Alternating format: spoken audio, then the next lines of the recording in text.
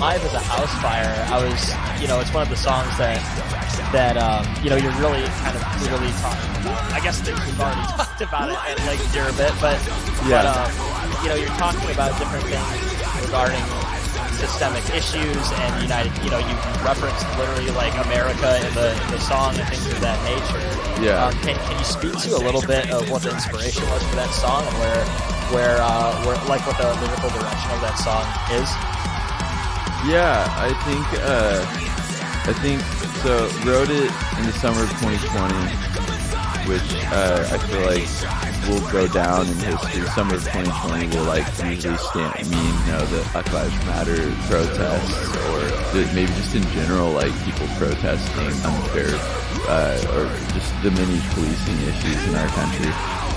And something that like I've never said this before out loud. Something that really honestly got it is there's like a lot of bands that I toured with, especially like as our band grew and started touring with like bigger, more like worldwide like touring acts.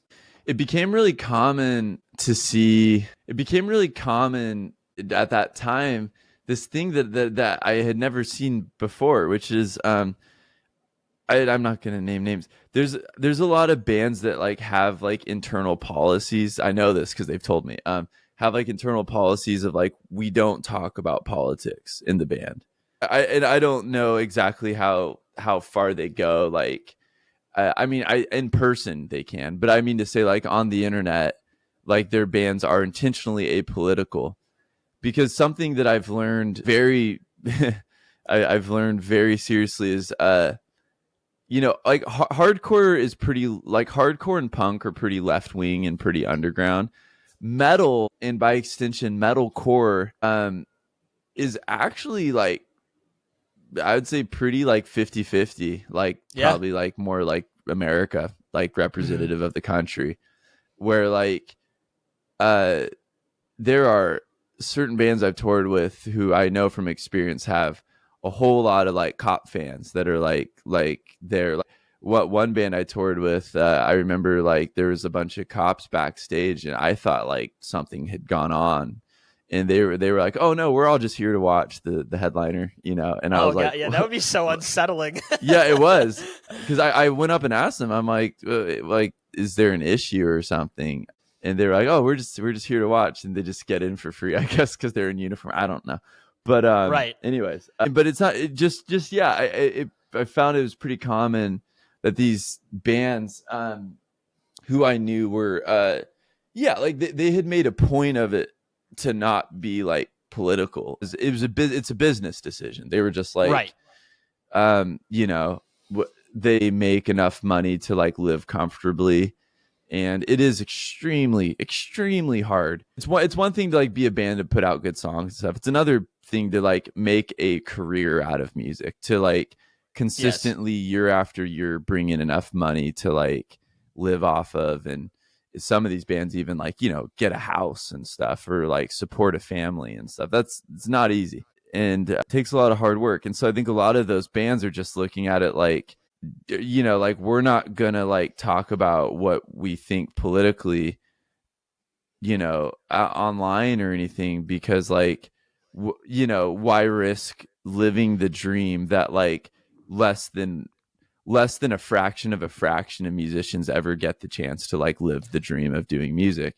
Right. Like, why would we throw it all away just to like spout off our opinions, which as everyone's doing that on the internet. So I understand like logically like why they make that decision, but it is funny because I remember one of them telling me that, and I was like kind of trying to not like laugh or something, smile, because like they know who I am, they know what I think, and they know that like I from the get-go, like I'll say things, and it's very common. People be like, well, you lost a fan because of this or that, and I'm just like, sure, like what do you think I'm gonna do? Like sorry about Native Blood, I take it back. It's right.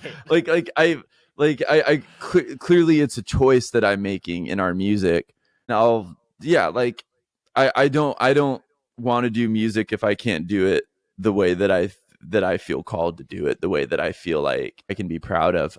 So, and I'm not saying those bands suck or they can't be proud of themselves, but right. This is the funny thing.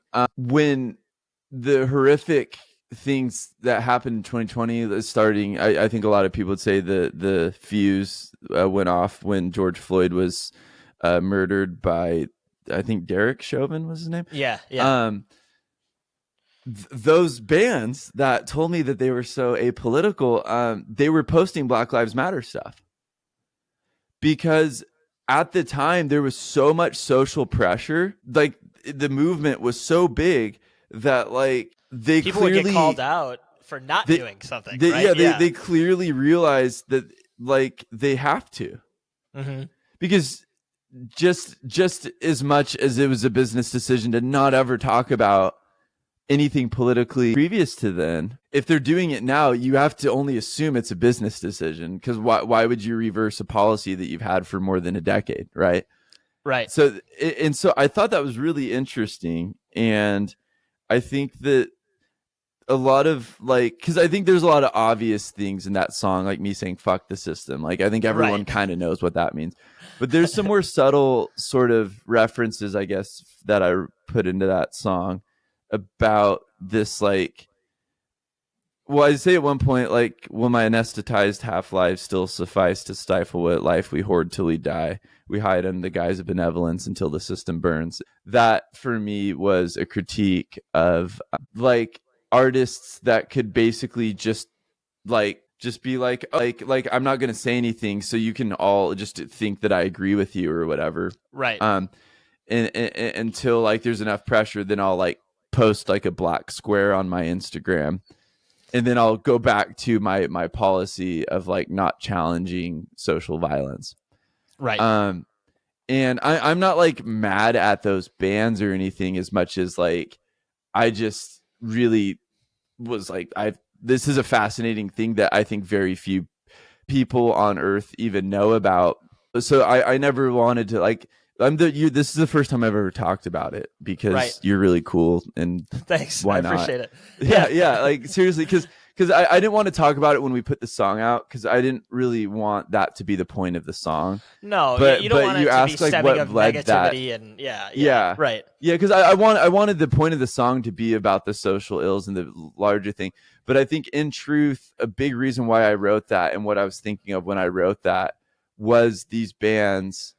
These bands of, you know, white dudes, which is, you know, pretty common in metalcore, you know, who kind of have this policy of like, well, hey, we got a lot of conservative white dude fans, and if we just don't really ever say anything besides, like, I mean, they can be like, oh, you know, like corruption system, because, you know, both sides use those terms, but if they can just really stay away from anything that like critiques things that they know are going on in our society, you know, those fans of theirs can be like, oh, you know, these guys agree with me. You know, they can kind of just like live in that sort of obscure place. And that's why I say like hide in the guise of benevolence until the system burns. And it's like, you know, things can go downhill, but like no one's, you know, there's so many problems and stuff that like no one's ever going to be like, this band's never political, screw them. And I don't think that's the goal. But it is interesting that like it's just kind of the comfort of neoliberalism that they can sort of just be like, hey, like, you know, I just want like these general terms like fairness and peace and whatever, but without really putting skin in the game. And then I was excited that we were in a time that people were so passionate about stuff and having real conversations that like, in one sense, it is weird, I guess, that people are like, "Oh, you didn't post a black square, you don't care about the movement." Yeah. Like, I think like any times there's like corrections or like legalisms where people kind of like miss the heart of it. And I think for a short bit of time, I was even hoping maybe these bands are gonna start. Like maybe this is just a wake up call for them. But I think it became the case that no, it was just kind of like they had to. Like but branding, I think that's a really almost, interesting thing that things got so real culturally that these bands had to break decade-long like policies.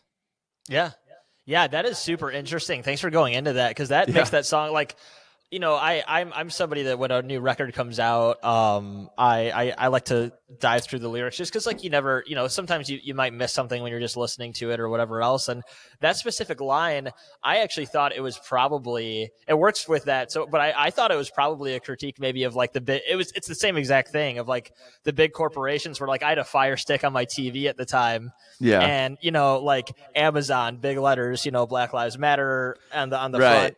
All the while they're like letting, predominantly or, proportionally more like minority workers work in terrible conditions in a warehouse and die on the, die in the warehouse floor or something. But yeah, it's like, yeah, which Black Lives Matter to Amazon, right? Yeah, like, yeah, right. Like, yeah, no, yeah, or the what was it, the Kylie Jenner Pepsi commercial? The Pepsi commercial, yes, that was so bad. And it happens every year. Like I think it happens all the time when it's like Pride Month or what have you, and yeah, corporations are like doing the rainbow thing, and it sounds cynical, but I think we know it.